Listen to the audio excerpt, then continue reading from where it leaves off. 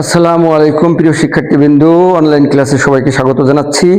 আজকে আমি কনজাকশন নিয়ে আলোচনা করব। পার্টস অফ স্পিচের একটা অংশ কোরিলেটিভ কনজাকশন, যেটা ডবল কনজাকশন হয়।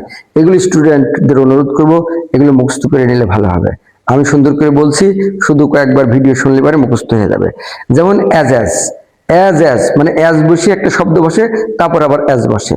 অ্যাজ অ্যাজ মানে দুটো শব্দকে আমরা কোরিলেটিভ কনজাকশন বলি, মানে কনজাকশন একটা না, দুটো কনজাকশন পাশাপাশি বসে, এটা হচ্ছে কোরিলেটিভ কনজাকশন।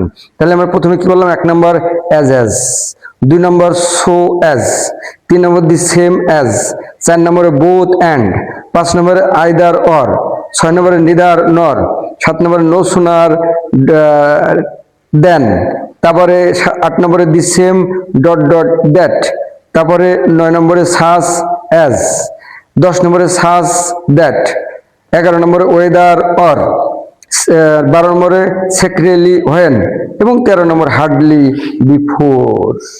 এটা আমি আর একবার সুন্দর করে পড়ছি, কেউ ভিডিওটা বারবার শুনলে আশা করি মুখস্থ হয়ে যাবে এবং স্টুডেন্টরা আশা করি এটা শুনবে এবং লিসেনিং স্কিল হিসেবে শুনে মুখস্থ হয়ে যাবে। Thank you.